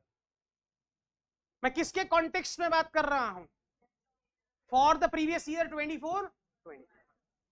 असेसमेंट ईयर में अपने आप में उसकी कोई रेलिवेंस नहीं है। उसमें क्या हो रहा है? प्रीवियस ईयर की इनकम पे टैक्स लिया जा रहा है और असेसमेंट हो रही है हमारी इनकम की। बात समझ में आ रही है? मुझे बताइए, बजट आने के बाद क्या ये दोनों चीजें खत्म हो गई हैं? अरे अभी तो हमारा प्रीवियस ईयर खत्म ही नहीं हुआ है, ये तो रियल लाइफ में चल रहा है और अभी तो इस पे हमने टैक्स देना बाकी है।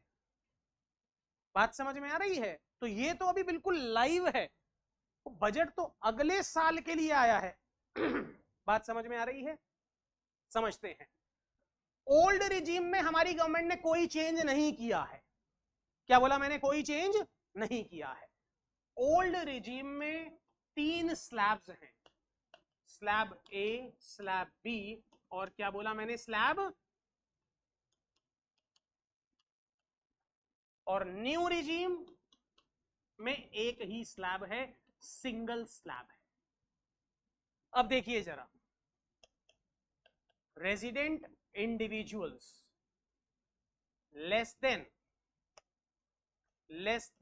60 years, resident individuals more than equal to 60 years but less than 80 years, resident individuals more than equal to 80 years।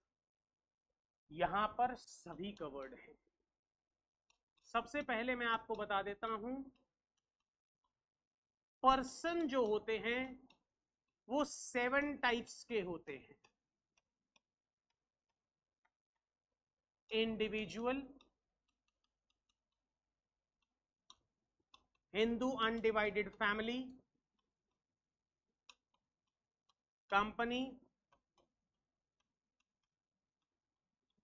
Partnership firm, association of person और body of individuals, local authority, artificial judicial person. मैंने आपको एक paragraph लिखवाया था, India के अंदर हर person को tax पे करना है अपनी टोटल इनकम के मुताबिक जो उसने अर्न की है प्रीवियस ईयर में, at the rate of tax applicable for the assessment year. Person कितने टाइप्स के हैं? There are 7 types of persons. Number 1 is, बोलेंगे प्लीज, नंबर 1 इज इंडिविजुअल। हम सब कौन हैं? इंडिविजुअल। नेचुरल ह्यूमन बींग्स, हम कौन सी कैटेगरी में आएंगे जी? इंडिविजुअल। अगर मैं अपनी बात करूं कि मैं सोल प्रोप्राइटरशिप बना लेता हूं, सोल प्रोप्राइटरशिप का मतलब क्या होता है? जिस बिजनेस का इकलौता मालिक हो, वो भी कौन सी कैटेगरी में आएगा जी? इंडिविजुअल। ये हिंदू अनडिवाइडेड फैमिली क्या होती है? जहां पर एक फैमिली कॉमन बिजनेस करती है, हेड ऑफ द फैमिली को हम कर्ता बोलते हैं और कर्ता की रूलिंग एप्लीकेबल होती है पूरी फैमिली के ऊपर। बात समझ में आ रही है? क्लियर है इतनी सी बात? कंपनी होती है, पार्टनरशिप फर्म होती है, इसे डिटेल में करेंगे, आज नहीं अगली क्लासेस में आगे करेंगे। Artificial judicial person residual category है, जो कहीं नहीं जाएगा पर्सन, वो कहां जाएगा जी? Artificial judicial person. इन सबको हम डिटेल में स्टडी करेंगे, अभी सिर्फ इतना समझ लीजिए 7 टाइप्स ऑफ पर्सन हैं। कितने टाइप के हैं जी? 7। यहां पर मैंने क्या लिखा है? ओल्ड रिजीम में resident individuals less then 60 years, और इसके साथ देखिए मैं क्या लिखता हूं, ये एनआरआई की फुल फॉर्म क्या होती है? Non resident individuals, HUF। AOP, BOI और artificial judicial person. Slab A में देखिए कौन कौन कवर हो रहा है। बिल्कुल क्लैरिटी से घर जाएंगे, ये मेरा आपसे वादा है, बट अभी जो लिखवा रहा हूं उसे लिखते चले जाइए। बताइए प्लीज, ओल्ड हम कौन से रिजीम कर रहे हैं? क्या ओल्ड रिजीम खत्म हो चुकी है? नहीं मेरे भाई, इस प्रीवियस ईयर के लिए भी है और जो आने वाला प्रीवियस ईयर है उसके लिए भी है। बट हमारी गवर्नमेंट इसमें कोई चेंजेस नहीं कर रही, इसमें कोई बेनिफिट नहीं दे रही। अगर गवर्नमेंट किसी चीज में कोई बेनिफिट नहीं दे रही, इसका मतलब गवर्नमेंट की क्या इंटेंशन है? गवर्नमेंट चाह रही है आप सभी इसको छोड़िए और किस में आ जाइए, न्यू। अगर मैं आज के प्रेजेंट सिनेरियो की बात करूं, जो पिछले साल भी हम लोगों ने आईटीआर फाइल की है, बाय डिफॉल्ट समझते हैं, सिस्टम ऑटोमेटिक आपको कौन सी रिजीम में लेकर जाएगा जी, न्यू। और अगर आपने ओल्ड में जाना है तो एक स्पेशल फॉर्म फाइल करना होगा। बाय डिफॉल्ट सिस्टमेटिकली आप ऑटोमेटिकली कौन सी स्कीम में जाएंगे जी, न्यू। ओल्ड में जा सकते हैं, बट आपको क्या फाइल करना होगा, एक फॉर्म होता है, 10IE होता है। बात समझ में आ रही है, क्लियर है? बट ऐसा नहीं है कि फॉर्म भर के मैं इस रिजीम में नहीं जा सकता। मैं अगर अपनी बात करूं तो मैंने अपनी लास्ट ईयर की आईटीआर ओल्ड रिजीम में फाइल करी है। टैक्स प्लानिंग किस तरीके से करनी है वो हमें पता है कैसे की जाती है। यहां पर कुछ बेनिफिट्स हमारी गवर्नमेंट पहले दे रही थी, आज भी दे रही है, बट अब जो बेनिफिट हमारी गवर्नमेंट ने न्यू में कर दिया है उसका कोई मुकाबला ही नहीं रहा। अब ओल्ड रिजीम उसके आगे स्टैंड ही नहीं करती। 1 अप्रैल 2025 से मैं कह रहा हूं कोई बेवकूफ होगा जो इस रिजीम में आएगा बाय डिफॉल्ट।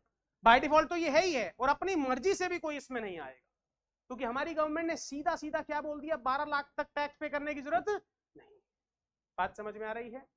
आइए जी, तो पहले तो मुझे बताइए क्लासिफिकेशन, स्लैब ए में कौन कौन जाएगा? Active participation please, slab A में कौन कौन जाएगा? Resident individuals less than. Slab B में resident individuals more than equal to 60 और उससे बड़े बट 80 से छोटे, और 80 और उससे बड़े वाले इन्हें हम क्या बोलेंगे? 60 से 80 वालों को सीनियर सिटीजन्स। क्या बोलेंगे जी? तो इन्हें क्या बोलेंगे? Super senior citizens. और एक नाम दिया गया है वेरी सीनियर सिटीजन्स। बात समझ में आ रही है, क्लियर है इतनी सी बात? अगर कोई इंडिविजुअल नॉन रेजिडेंट है, क्या उसकी एज चेक करोगे? नॉन रेजिडेंट इंडिविजुअल्स ऑलवेज कौन से स्लैब में जाएंगे जी? ए। बी और सी में मैंने क्या लिखा है प्लीज बताएंगे मुझे प्लीज? बी और सी में रेजिडेंट इंडिविजुअल्स, यहां पर भी क्या लिखा है? Resident individual. एज जो हमें चेक करनी है वो सिर्फ और सिर्फ किसकी करनी है? Resident individual. क्या हम सब रेजिडेंट हैं या नहीं हैं? बताइए, क्या हम सब इंडिया में रेजिडेंट हैं या नहीं हैं? डर क्यों रहे हैं? कॉन्फिडेंस से आंसर दीजिए। कौन होता है resident in India? The one who stays for 182 days or more during the previous year, or the stay of an individual is for more than equal to 60 days during the previous year, and stay of an individual is for more than equal to 365 days during 4 years immediately preceding the previous year. घबराएंगे नहीं ना, आपने learn करना है, मैं आपको law बता रहा हूं। क्या हम सब इंडिया में 182 डेज रहते हैं एक साल में? मैं अपनी बात करूं तो 365 दिन इंडिया में था। 2, 4, 5, 10 दिन अगर इंडिया से बाहर घूमने चले भी गए तो ये थोड़ी ना हो गया कि 182 से स्टे कम हो गया। बात समझ में आ रही है? तो हम सब कौन है जी? रेजिडेंट्स। क्लियर इतनी सी बात? दोबारा से, टैक्स में 2 रिजीम्स है, कौन कौन सी? ओल्ड और मैं 2 बजे तक क्लास लेने वाला हूं, मुझे एक्टिव पार्टिसिपेशन चाहिए। 2 बज गए हैं क्या? तो 2:30 बजे तक लेने वाला हूं। हाँ जी बताइए प्लीज। एक ओल्ड रिजीम है और दूसरी, ओल्ड में कितने स्लैब्स हैं? Slab A, slab B, slab A is applicable for resident individual less than, और बाकी जो भी हैं एनआरआई हो गया, AOP, BOI, artificial judicial person, but मैंने कंपनी नहीं लिखा, मैंने पार्टनरशिप फर्म नहीं लिखा, उनके लिए फ्लैट रेट ऑफ टैक्स है। आपको टेंशन नहीं लेनी है, उनको स्लैब में नहीं डाला गया है, उनको फ्लैट टैक्स देना है। जैसे पार्टनरशिप फर्म है ना, 30% टैक्स देना है। 10,000 कमाए तब भी 30%, 10 लाख कमाए तब भी 30%, 10 करोड़ कमाए तब भी 30%। बात समझ में आ रही है? क्लियर है इतनी सी बात?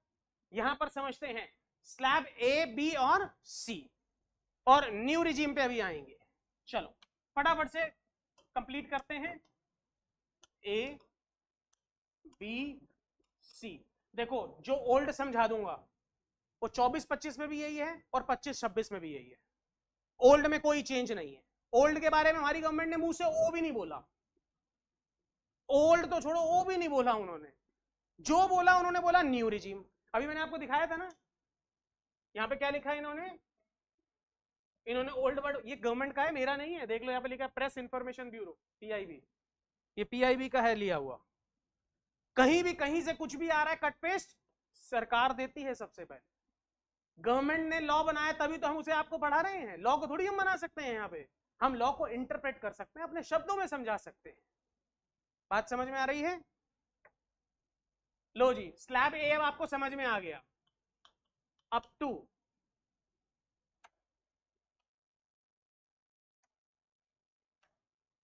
up to 2.5 lakhs, up to 2.5 lakhs you are not required to pay any tax। 2.5 lakh से 5 lakh 5%, 5 lakh to 10 lakh 20%, more than 10 lakh 30%।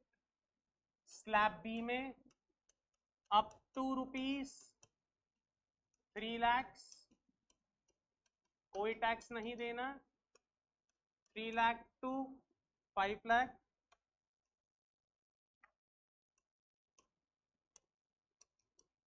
5%, 5 lakh to 10 lakh 20%, more than 10 lakh 30%। Slab C में up to ₹5 lakh you are not required to pay any tax. 5 lakh से 10 lakh 20%, more than 10 lakh 30%। देखिए 30% का bracket old regime में कितनी जल्दी आ रहा है, कितनी जल्दी आ रहा है? 10 लाख पार करते ही। बात समझ में आ रही है? जैसे इनकम 10 लाख से पार हुई, टैक्स रेट कितना आ रहा है जी? अब जरा सा आज का दिखा दूं, ये देख 30% कब आ रहा है? जब इनकम कितने से ज्यादा हो रही है। बात समझ में आ रही है? गवर्नमेंट रिलैक्सेशन दे रही है टैक्स रेट्स में। अभी सिर्फ इतना इतना समझिए, प्राइमरी मोटिव समझिए। बात समझ में आ रही है? क्लियर है इतनी सी बात? चलो ओल्ड रिजीम में ए स्लैब में अप टू ₹2.5 लाख, अगर आप साल में 2.5 लाख तक कमाते हैं तो आपको टैक्स पे करने की जरूरत नहीं। स्लैब बी में सीनियर सिटीजन है, साल में 3 लाख तक कमाते हैं तो टैक्स पे करने की जरूरत।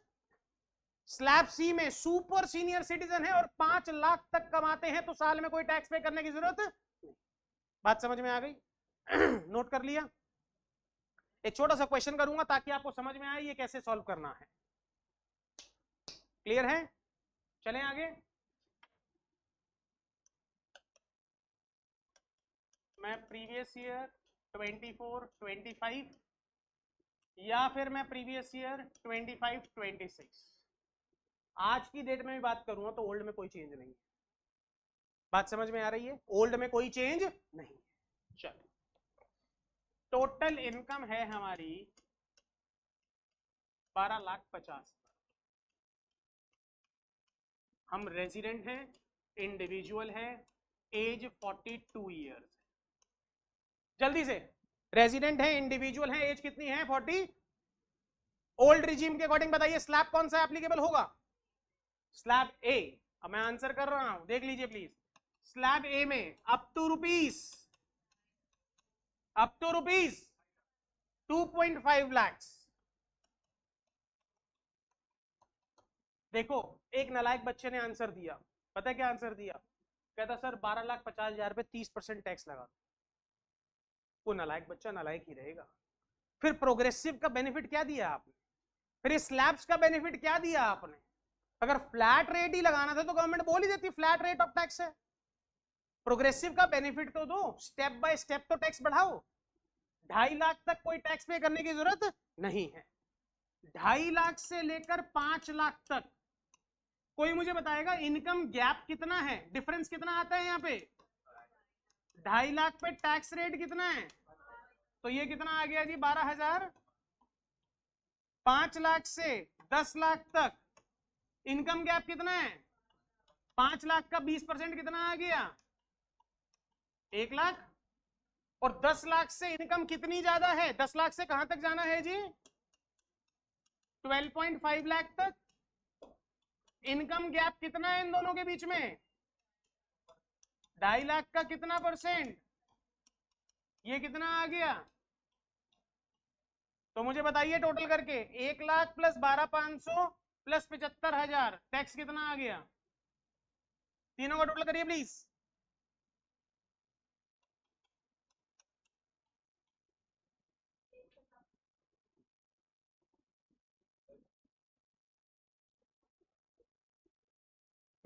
लगाया ना 20 लाख। 5 लाख पे 20%, 1 लाख रुपए। सोचो इनकम कितनी है? 12.5 लाख रुपए। टैक्स कितना जा रहा है? 1,87,500 रुपए। इतना जबरदस्त टैक्स जा रहा है, देख रहे हैं? ये ओल्ड रिजीम है। बात समझ में आ रही है? ओल्ड रिजीम में कुछ बेनिफिट्स थे, वो आज की क्लास का टॉपिक नहीं है, आगे चलेंगे। टैक्स निकालना आ गया, टैक्स निकालना आ गया, स्लैब समझ में आ गए। बेसिक बेसिक समझिए, पेपर में आपको सॉल्व नहीं करना है इसको, आपको समझना है सिर्फ कि प्रोग्रेसिव टैक्सेशन का मतलब क्या है। आपको समझ में आ रहा है? ये 12.5। अरे टोटल इनकम कितनी है? 12.5 लाख। 10 लाख से ज्यादा कितनी है? 2.5 लाख ही तो है। 10 लाख और 12.5 लाख का डिफरेंस कितना है? 2.5 लाख ही तो आएगा।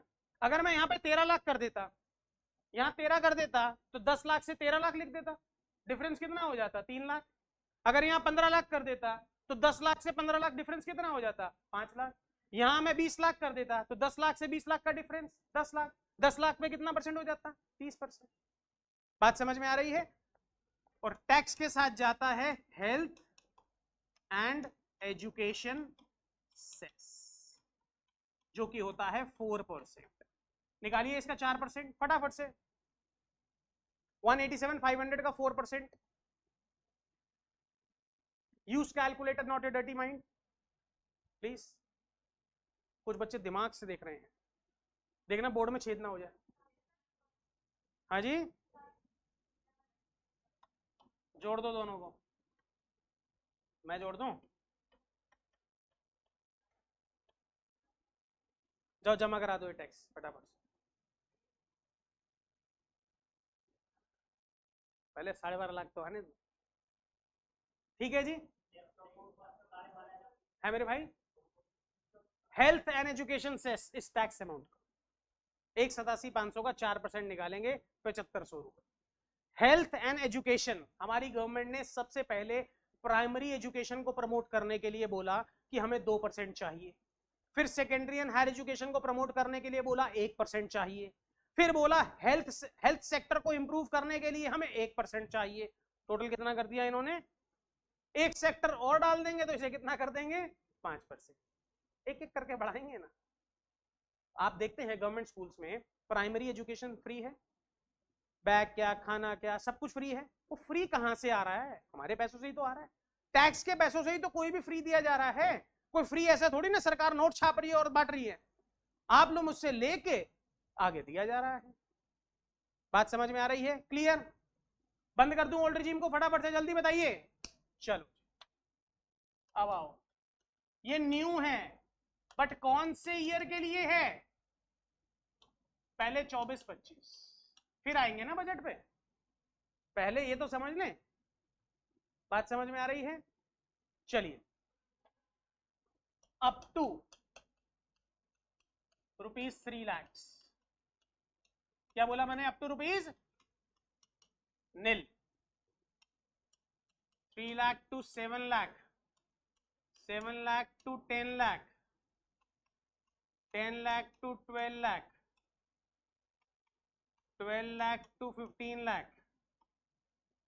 मोर देन 15 लाख। बताइए प्लीज क्या क्या लिखा मैंने? Up to ₹3, 5%, 10%, 15%, 20%, 30%। नोट करिए प्लीज। बताइए please. Up to ₹3 lakh you are not required to pay any tax. 3 lakh से 7 लाख तक कमाते हैं तो टैक्स कितना है जी? जल्दी बताइए। 7 लाख से 10 लाख, 10 लाख से 12 लाख, 12 से 15, मोर देन 15। लिख लिया जी इतना? फटाफट से नोट कर लीजिए। अभी इसके अकॉर्डिंग तो रिटर्न फाइलें होनी है जुलाई में, और बजट इतना बढ़िया आ गया है कि उसको देखते देखते दिमाग सारा उसी में चला गया है। फाइनेंशियल ईयर अप्रैल से 1 अप्रैल 25 से बिल्कुल पूरा होंगे जी, थोड़े से क्या होगा।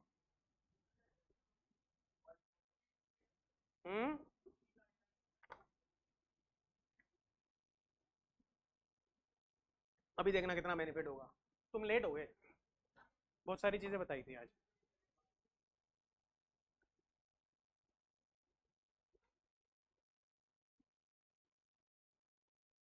चलें?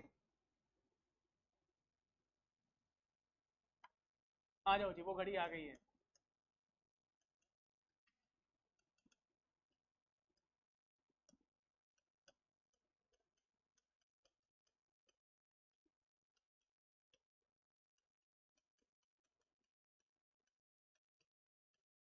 बताओ, अगर मैं आते ही बोर्ड पे यहां से शुरू करता तो समझ में आता?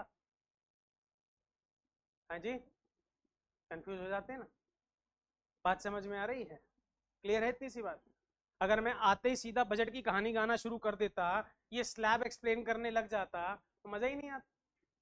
फिर तो वही होता, जो आया है जो लिखा है वो पढ़ा दिया, पर हमें समझ में कितना आया है कोई नहीं जानता। बात समझ में आ रही है? अब ये सारे वर्ड्स आपको समझ में आ रहे होंगे, मुझे ऐसा लग रहा है। मैंने न्यू रिजीम लिखा तो भी समझ में आ रहा होगा, पीवाई लिखा वो भी समझ में आ रहा है, एवाई लिखा वो भी समझ में आ रहा है, 25-26 भी समझ में आ रहा है, और 26-27 भी समझ में आ रहा है। आ रहा है या नहीं आ रहा है? पक्का? मैंने ओल्ड लिखा या न्यू लिखा? तो गवर्नमेंट ने रिजीम भी कौन से में चेंजेस कौन से रिजीम में किए हैं? खोल दूं बजट एक बार ही सामने? हाँ जी, अभी पहली लाइन को भी एक्सप्लेन करूंगा बाद में, पहले स्लैब देखिए। 4 लाख रुपए तक टैक्स पे करने की रिक्वायरमेंट, 4 लाख से 8 लाख। सिंपल कर दिया, 4-4 के ब्रैकेट कर दिए। एक्चुअली क्या हुआ था, पिछले साल जुलाई बजट आया था ना, पता है ना, पोस्ट गवर्नमेंट फॉर्मेशन बजट आता है। जिस ईयर में इलेक्शन होते हैं, बजट जो होता है वो गवर्नमेंट की फॉर्मेशन के बाद आता है। जो पहले बजट आता है फेब में, उसे हम इंटरिम बजट बोलते हैं। बात समझ में आ रही है? तो जुलाई में बजट आया था तो गवर्नमेंट को समझ नहीं आया, हड़बड़ी में 3 से 7, 7 से 10, 10 से 12, 12 से 15, 15 से मतलब देखा भी आपने स्लैब्स देखे पीछे? कहीं को सिंक बन रहा है? देखना, यहाँ 4 लाख डिफरेंस, यहाँ 3 लाख, यहाँ 2 लाख, फिर 3 लाख। मतलब कुछ गवर्नमेंट को खुद ही नहीं समझ में आ रहा कि करना क्या चाह रहे हैं। बात समझ में आया मैं क्या कहना चाह रहा हूं? अब देखो, सोच समझ के बनाया है, डिफरेंस पढ़ो सब जगह। 4-4 लाख तरीके से बनाया बजट। हाँ भाई, कुछ सोचा, कुछ समझा, कुछ किया। पहले तो समझ ही नहीं आ रहा, 4 लाख, 3 लाख, 2 लाख, फिर 3 लाख, जैसे मन करा वैसे बजट बना दिया। देखिए जरा, 4 लाख रुपए तक इनकम है तो टैक्स पे करने की जरूरत 4 से 8 लाख, 8 से 12, 12 से 16, 16 से 20, 20 से 24, मोर देन 24। कहानी देख रहे हो? 30% टैक्स कब आ रहा है आपके पास? तो ये पहली लाइन में क्या लिख दिया? पहली लाइन में क्या लिख दिया? बजट में, न्यूज में, टीवी में, सब जगह आ रहा है 12 लाख तक कोई टैक्स नहीं, 12 लाख तक कोई टैक्स नहीं। यहां तो कह रहा है 4 लाख तक कोई टैक्स नहीं। बात समझ में आ रही है? एक सेक्शन होता है 87A, रिबेट। ये ओल्ड रिजीम में भी था, है, न्यू रिजीम में पिछले साल भी था, है, और इस रिजीम में भी है। बट रिबेट का जो बेनिफिट है, जो छूट है, वो बढ़ाते चले जा रहे हैं। ओल्ड रिजीम में, याद कर लेना, मैं बोल रहा हूं, ओल्ड रिजीम में रिबेट मिलती थी 5 लाख तक। कहां तक मिलती थी? न्यू रिजीम में अब से पहले तक रिबेट मिलती थी 7 लाख रुपीस तक। कितना? आज प्रेजेंट सिनेरियो में, पोस्ट बजट सिनेरियो में, मुझे बताइए आपको रिबेट कितने तक मिल रही है? अब इसे प्रैक्टिकली प्रूव करके दिखाऊंगा ताकि आपको 100% समझ में आए। इतनी सी बात समझ में आ गई? एक कहानी और लिखी है, ये 75,000 रुपए, ये क्या बला है जी? आपकी पीआईबी की है, बजट की है, पूछा जा सकता है, एग्जाम में पूछा जा सकता है। चलिए अब मैं आपको दो चीजें समझाने जा रहा हूं। स्लैब सबको समझ में आ गए? स्लैब सबको लर्न हो गए? 0 से 4, बिना बोर्ड पे देखे, 0 से 4, 0 से 4, 4 से 8, 8 से 12, 12 से 16, 16 से 20, 20 से 24, 24 से अब, ठीक है। अब ये समझाने जा रहा हूं, ये क्या लिख दिया, nil tax slab up to ₹12 lakh. Salary वालों के लिए अलग से 75,000। चले जी स्टार्ट करें, आओ जी, लो जी।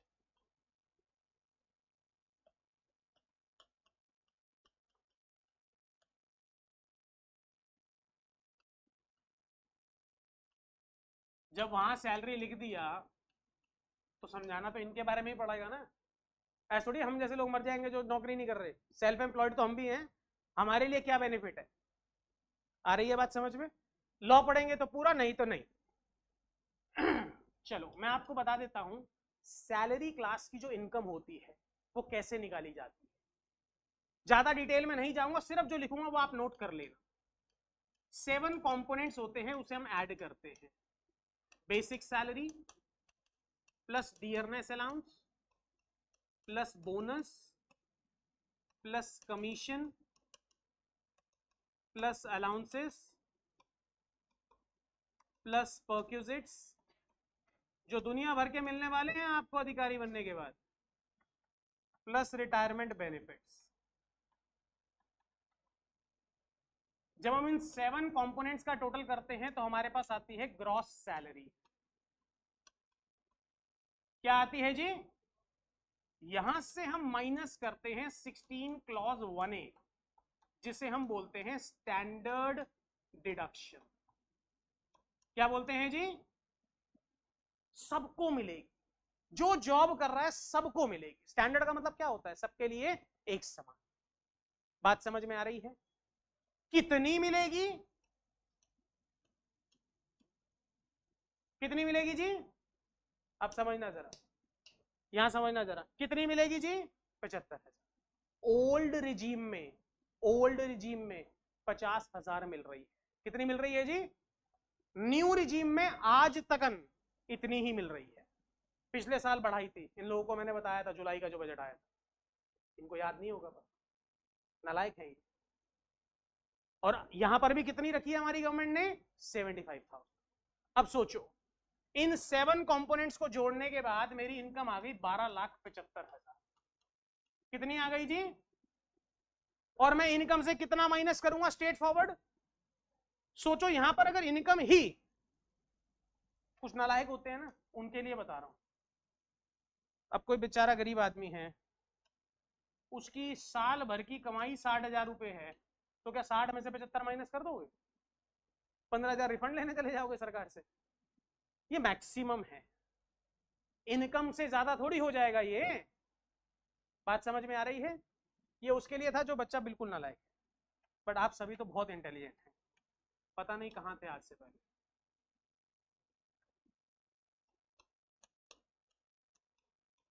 हाँ जी, अब बताओ नेट सैलरी कितनी आ गई?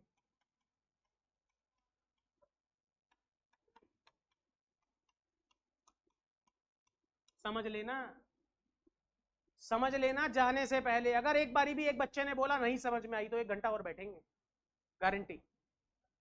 समझना प्लीज। साल भर में आपने जॉब करके कितना कमाया? 12 लाख। आपके घर में कितना पैसा आया? 12,75,000। स्टैंडर्ड डिडक्शन कितनी मिल गई आपको? आपने कुछ नहीं किया अलग से, सीधा सीधा सरकार ने आपकी इनकम से माइनस कर दिया ताकि आपको टैक्स ना देना पड़े। आपके हाथ में कितना पैसा आ गया जी? हाथ में मतलब ये भी आपके घर ही आया है, बट अगर गवर्नमेंट की नजर से देखें तो ये आपको छूट मिल गई 75,000 की, और आपके पास कितना हो गया जी? 12 लाख। क्लियर इतनी सी बात? पक्का? चलें आगे।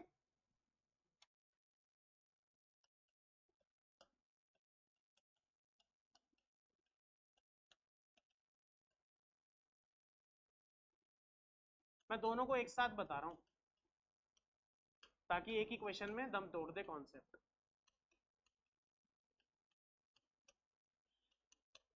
ग्रॉस सैलरी कितनी बताई थी? और स्टैंडर्ड डिडक्शन कितनी बताई? तो हाथ में कितना आ गया जी? स्टैंडर्ड डिडक्शन सिर्फ किसे मिलती है? जो कि क्या करते हैं?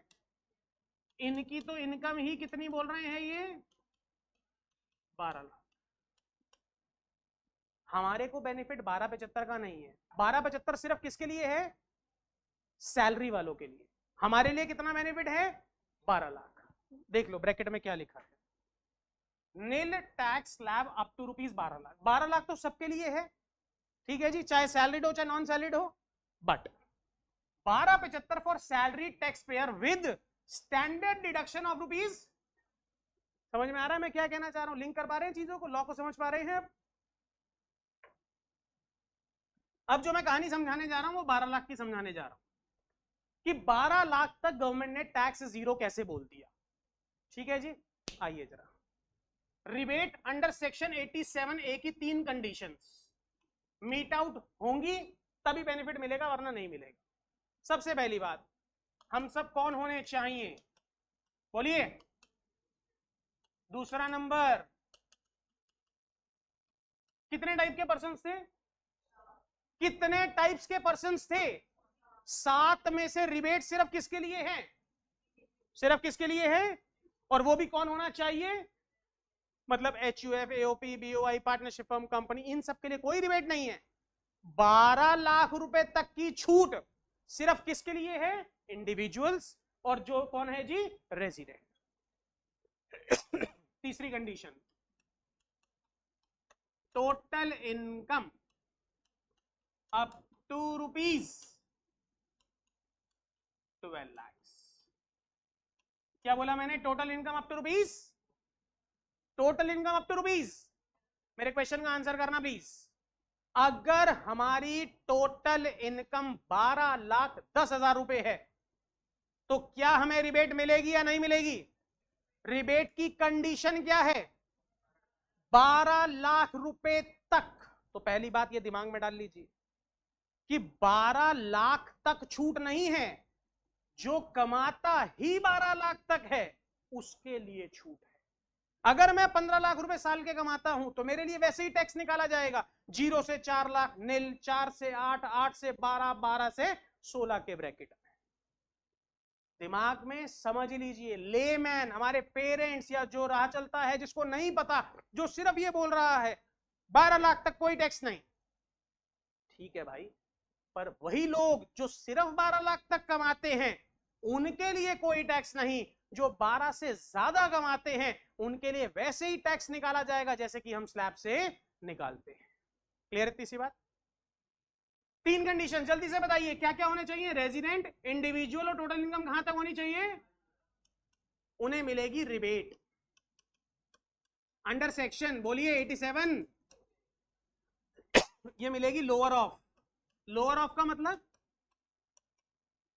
जो भी इन दोनों में से छोटा होगा।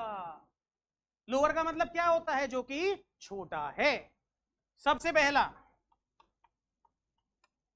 टैक्स अमाउंट, और दूसरा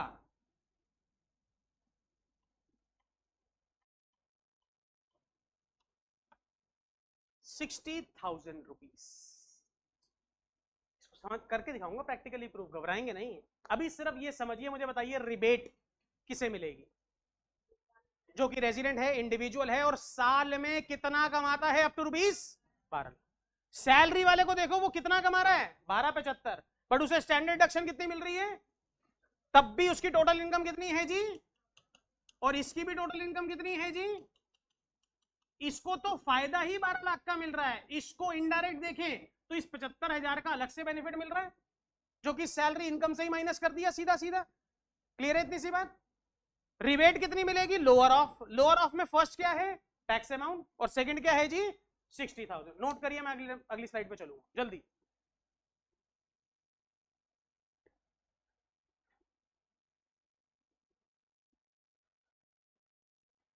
क्लास कंप्लीट होने के बाद आप में से एक बच्चा आकर बोर्ड पर समझाएगा, ध्यान रखना ये बात।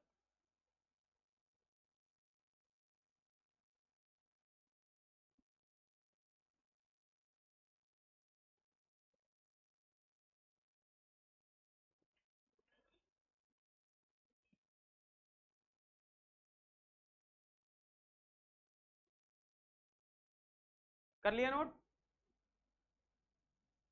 सर हमने सीखा है slow and steady wins the race, तो हम कछुए की चाल चल रहे हैं।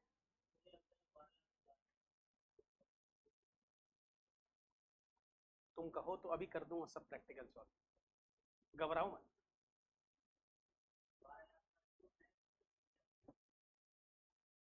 तुम लेट बहुत आए हो ना, इसलिए तुम्हारे उल्टे उल्टे सवाल चल रहे हैं। तो देखो इब्राहिम सर बैठे हैं, उनसे पूछ ले।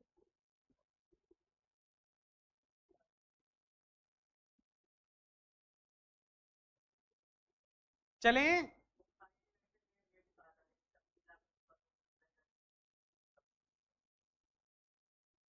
लोअर ऑफ में फर्स्ट लिखा है टैक्स अमाउंट, दूसरा लिखा है 60,000। समझाना है ना, क्वेश्चन करूंगा समझ में आएगा, ऐसे थोड़ी समझ में आ जाएगा। अगर लॉ लिखते ही समझ में आ जाए तो हमारी जैसे की जरूरत क्या है। लिख लिया, लो जी, एक क्वेश्चन बना रहे हैं आप लोगों के लिए।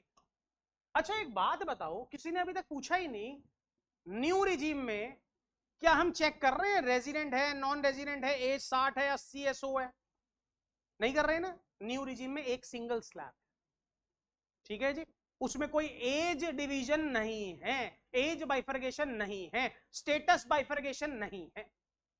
बात समझ में आ रही है। बट रिबेट किसे मिलेगी, resident, individual, total income up to rupees. मेरे क्वेश्चन के आंसर देना, मैं रब करूंगा अभी जो लिख रहा हूं। मिस्टर एक्स है,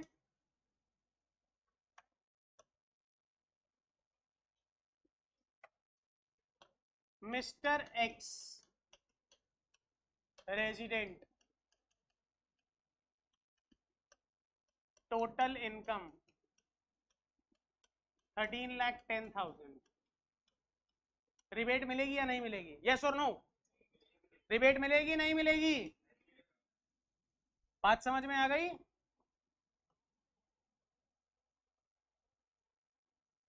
टोटल इनकम 12 लाख रुपए, मिलेगी या नहीं मिलेगी, मिलेगी तो करके देखते हैं कैसे मिलेगी। आंसर बताइए, up to rupees, up to rupees you are not required to pay any. 4 lakh से लेकर 8 लाख तक इनकम गैप कितना है, 4 लाख का 5%, 4 लाख का 5%, जल्दी से बताइए। 8 लाख से कहां तक जाना है, इनकम गैप कितना है, 4 लाख का 10%, कितना आ गया। अब बताइए इस क्वेश्चन में रिबेट मिलेगी या नहीं मिलेगी, लेस रिबेट। बताइए रिबेट मिलेगी तो कितनी मिलेगी, इसके नीचे लिख रहा हूं, लोअर ऑफ, लोअर ऑफ में फर्स्ट, भाग्यश्री, लोअर ऑफ में फर्स्ट टैक्स अमाउंट कितना निकला है, टैक्स अमाउंट कितना है, और सेकंड क्या था,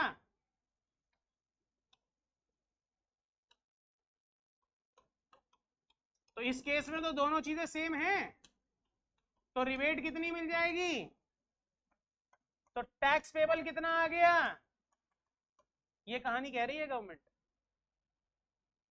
रिबेट के थ्रू 12 लाख तक की इनकम पे कोई टैक्स नहीं है। बात समझ में आई या नहीं आई? अगर रिबेट नहीं होती तो आज भी हमें कितना देना पड़ता? 60,000 के ऊपर 4% भूलेंगे नहीं। ठीक है, इतनी सी बात क्लियर? नोट करो। अगला क्वेश्चन आप करके दिखाएंगे, इसके बाद हम टॉपिक क्लास को वाइंड अप करेंगे।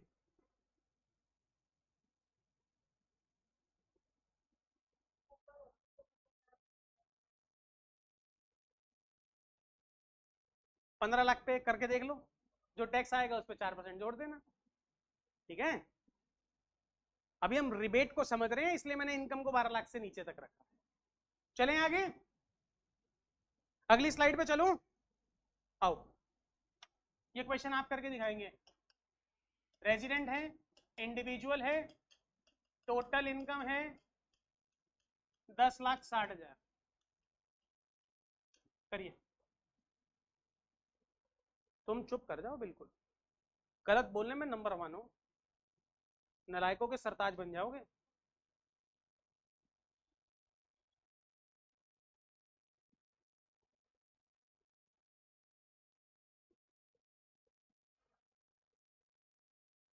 कुछ बच्चे इतने ज्ञानी हैं, देख कर सॉल्व कर रहे हैं, देखे जा रहे हैं बोर्ड में और सीधा आंसर देंगे। लो सर,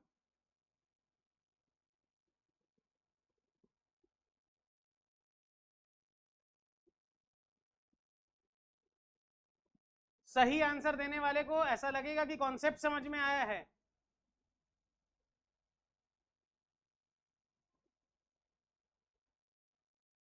बताइए टैक्स पेबल कितना है, कितना टैक्स देना है इसको?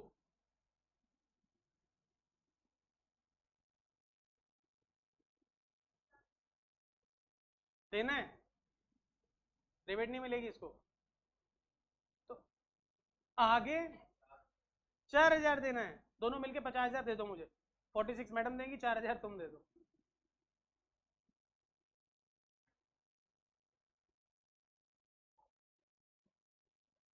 तो ऐसे बोलो ना, सीधा सीधा ऐसे करो ना, मिल जाएगी मिल जाएगी, इतना कैजुअली बोल रहे हैं। सरकार को साल लग गया बजट बनाने में, इन्होंने ऐसे कर दिया 1 मिनट में।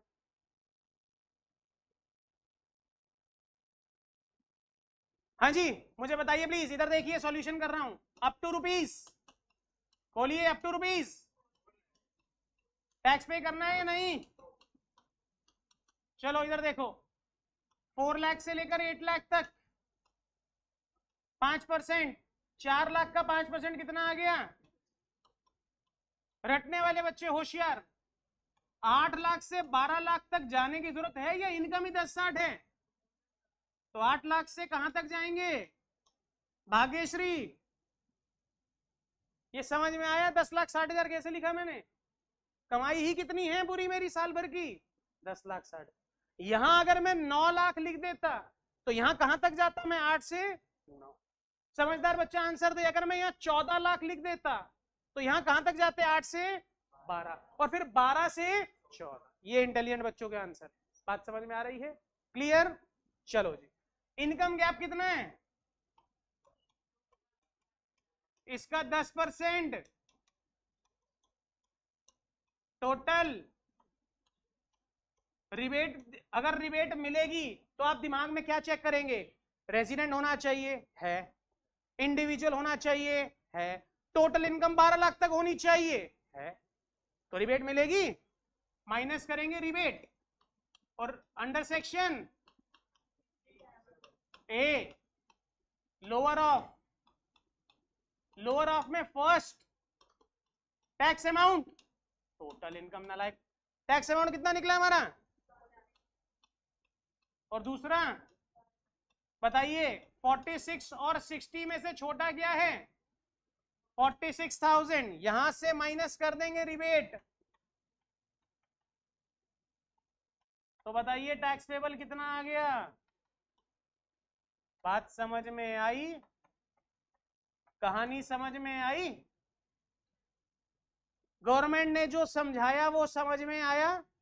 12 लाख किसके? 12 लाख तक की छूट है, 12 लाख तक की छूट है किसके लिए है? जिसकी कमाई ही 12 लाख तक है। क्लियर है इतनी सी बात? कहीं पर भी गवर्नमेंट ने यहां पर नहीं लिखा 87A की रिबेट मिलेगी। ये हम लोगों ने इंटरप्रेट किया, लॉ में लिखा है, पर आम आदमी को क्या पता, जिसको नहीं पता ये कहानी क्या कहना चाह रही है गवर्नमेंट। बात समझ में आ गई है? लेटेस्ट प्रोविजन समझ में आ गया है? 12 लाख का क्या चक्कर है? सैलरी वालों को बेनिफिट कितना है? 1275, और हमारे जैसों के लिए कितना है जी? आज की क्लास में जो जो चीजें हमने कवर की हैं उन चीजों को आप सभी बच्चे रिकॉल करेंगे। बहुत सारी चीजें हमने कवर की हैं बजट के थ्रू। बजट कौन सी डेट पर आया है हमारा? 1 Feb 2025। ये कौन से ईयर के लिए आया है? For the previous year, for the previous year 25 26, and for the assessment year 26 27। Current हमारा फाइनेंशियल ईयर कौन सा चल रहा है? इसे आप किस नाम से जानेंगे? Previous year. और इस इनकम पे टैक्स कौन से ईयर में देना है? 25 26। अच्छा, 25 26 असेसमेंट ईयर है, कौन से ईयर के लिए? और 25 26 प्रीवियस ईयर है, तो उसका असेसमेंट ईयर क्या होगा?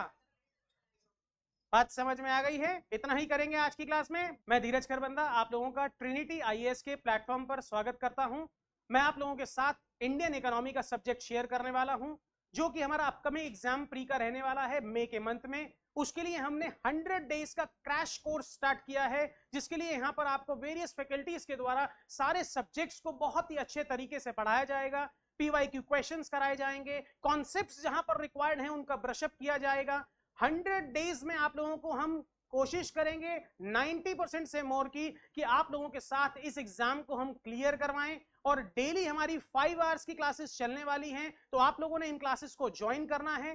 फर्स्ट अगर हम बात करें यहाँ पर, फर्स्ट जो हमारे 10 एडमिशंस होंगे उसमें 20% का डिस्काउंट रहने वाला है। स्टार्टिंग फीस अभी हमारी हमने रखी है 25,000 रुपीज की। तो आप सभी से अनुरोध है कि जल्दी से जल्दी इन क्लासेस को ज्वाइन करें और इनका बेनिफिट आप लोगों को आपके एग्जाम में मिल सके। तो मैं आप लोगों के साथ धीरज खरबंदा, चार्टर्ड अकाउंटेंट, आशा करता हूं कि जल्दी हम इस प्लेटफॉर्म पर आप लोगों के साथ मिलने वाले हैं।